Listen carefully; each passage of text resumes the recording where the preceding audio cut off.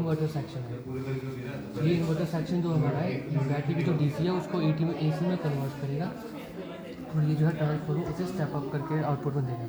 ठीक है, और ये जो ट्रांसफार्मर है ये ऑटोमेटिक वोल्टेज रेगुलेटर, ये हमारा एज ए स्टेप डाउन भी काम करता है, एज ए स्टेप अप भी।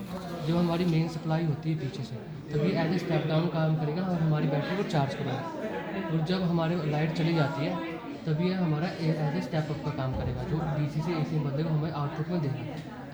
और ये जो हमारे सेक्शन है ये हमारा है एसी सेंसिंग रिले सेक्शन। ठीक है, ये जो मेन सर्किट है रिले है, ये हमारे जैसे ब्लॉक डायग्राम में होता है ना स्टैटिक स्विच, ये वो है जो सिलेक्ट करेगा कि जो हमारा आउटपुट लोड है उसे हमने सप्लाई जो है जो मेन एसी से आ रही उससे देनी, या जब लाइट चलेगी हमारी अब बैकअप मोड में आ रहा है तो हमारा जो आउटपुट है वो हमारा इन्वर्टर सेक्शन से देना है, वो ये करेगा।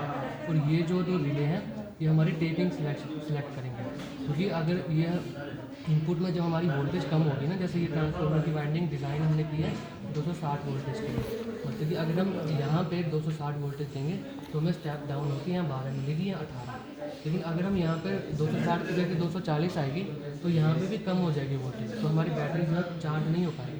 इसलिए हमने इसकी टेपिंग की है, मतलब कि जैसे मान लो कि मेरी जो वोल्टेज है अभी 240 से अबव है तो मैं जो है इतनी वाइंडिंग में सप्लाई करूँ, मतलब मेरा सर्किट ये कंप्लीट है। और अगर 240 के आसपास है तो मैं इतनी वाइंडिंग इसकी यूज़ करूँगा। ठीक है, यहाँ से सर्किट मेरा ये कंप्लीट हो, ये अभी ओपन है। इसी से जब मेरी 220 के आसपास होगी तो मैं यहाँ जाऊँगा, 190 से अबव होगी तो इतना होगा। अभी ये तो मैं मैन्युअली कर रहा हूँ। ठीक है, लेकिन यहाँ पे ये काम करते हैं ऑटोमेटिक रिले काम करते हैं। ठीक है, ये रिले काम करते हैं। अब ये रिले कैसे काम करेंगे मैं इसको दिखाता हूँ।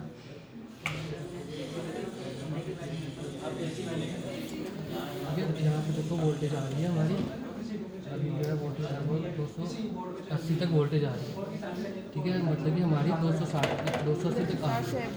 ठीक है, तो अब देखो कि यहाँ से हमारा मान लो कि हमारा इनपुट फेज है यहाँ से आ रहा है, यहाँ से जाके रिले से फिर नीचे आ रहा है।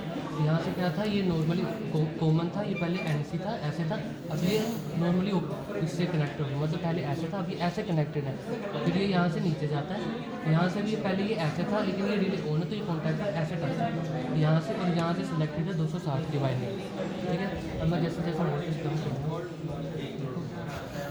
ये वोल्टेज अब ठीक है, वोल्टेज मेरी 243 वोल्टेज है। अब हम यहाँ से देखेंगे फेस आ रहा है यहाँ से, ये तो यहाँ से कनेक्टेड है। ठीक है, क्योंकि ये नॉर्मली ओपन हो गया, फिर यहाँ से जाके अब ये नॉर्मली क्लोज में हो गया, तो यहाँ से वाइंडिंग हमारी सिलेक्टेड है 240 वोल्ट। ठीक है, अब मैं इससे कम करूँगा, ये अब यहाँ पे क्या हुआ हमारी एसी वोल्टेज आए, अब यहाँ से ये नॉर्मली क्लोज से कनेक्टेड है तो यहाँ से सिलेक्टेड है 190 वोल्टेज की वाइंडिंग। मतलब कि अब इनपुट वोल्टेज कम है तो हम वाइंडिंग ही कम कर रहे हैं ताकि हमारी आउटपुट हमें प्रॉपर मिले यहाँ पे एसी वोल्टेज। तो ये काम हमारा रिले करा, और ये सेंस करता है हमारा एसी सेंसिंग सर्किट, जो सेंस करता है कि अब वोल्टेज हमारी कम आ रही है ज़्यादा आ रही है, उस हिसाब से रिले स्विचिंग कराते हैं। ठीक है, अब मान लो कि हमारा जो है बैकअप मोड पे हमने कर दिया। ठीक है, जिसको बैटरी नहीं है तो ऐसे समझा देते हैं। जब हमारी लाइट गई उसके बाद क्या होगा कि ये स्टैटिक स्विच जो है ये ऐसे एक्टिवेट हो जाएगा एंड पे।